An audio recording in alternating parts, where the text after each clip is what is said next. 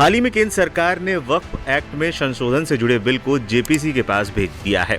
संसद में जब ये बिल पेश किया गया तो विपक्ष की ओर से कांग्रेस, समाजवादी पार्टी समेत कई विपक्षी दलों ने इसका जमकर विरोध किया। इस बिल को गैर संवैधानिक कहा गया। संसद के बाहर भी मुस्लिम संगठनों ने बिल का विरोध किया और इसे वक्फ बोर्ड में दखल करार दिया। लेकिन उद्धव गुट के सांसद चर्चा के दौरान संसद से नदारद रहे थे। कहा जा रहा था कि ये उद्धव ठाकरे और उनकी पार्टी के लिए परेशानी का सबब बन सकता है। लेकिन अब उद्धव ठाकरे ने एक बड़ा बयान दिया है। उन्होंने एक कार्यक्रम के दौरान कहा कि वो किसी को भी वक्फ बोर्ड और मंदिरों की संपत्तियों को हाथ लगाने नहीं देंगे। एक कार्यक्रम में पहुंचे उद्धव ठाकरे ने कहा, मैं ऐलान कर रहा हूं कि अगर वक्फ बोर्ड या किसी मंदिर या धार्मिक संपत्ति को किसी ने छूने की कोशिश की तो मैं ऐसा होने नहीं दूंगा। ये मेरा वादा है। ये किसी बोर्ड का सवाल नहीं है, बल्कि ये हमारे मंदिरों का सवाल है। जैसा कि शंकराचार्य ने कहा है कि केदारनाथ मंदिर का 200 किलो सोना चोरी हुआ तो इसकी जांच होनी चाहिए। बता दें, कुछ दिन पहले मुंबई में उद्धव ठाकरे के घर मातोश्री के पास एक मुस्लिम संगठन के कुछ लोग इकट्ठा हुए थे।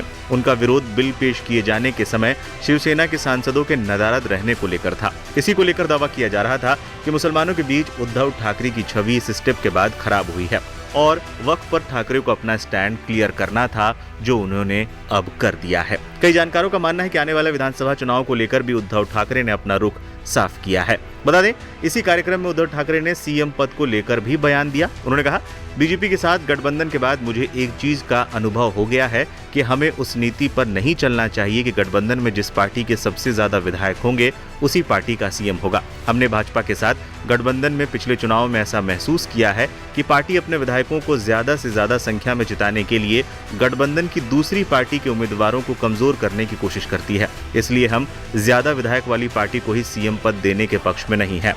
उद्धव ठाकरे ने आगे कहा, एमवीए के सीएम चेहरे को लेकर अटकलें लगाई जा रही हैं। मैं गठबंधन के सभी नेताओं से अपील करता हूं, चाहे वो पृथ्वीराज चौहान हो या शरद पवार हो, सीएम के लिए वो अपनी पसंद की घोषणा करे। मैं बिना शर्त उनका समर्थन करूंगा।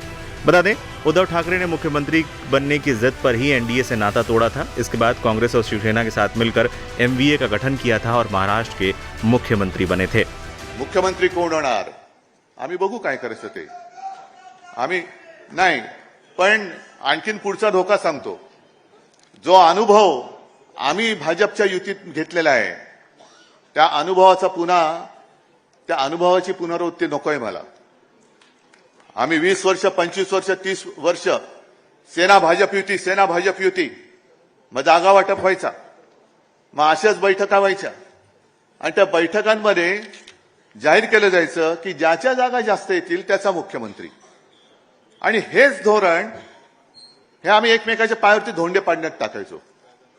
कारण तुझ्या जास्त जागा आल्या तर तुझा मुख्यमंत्री होईल, मग तुझी जागा मी पाडणार, माझी जागा तू पाडणार, तो आपली जागा तो पाडणार।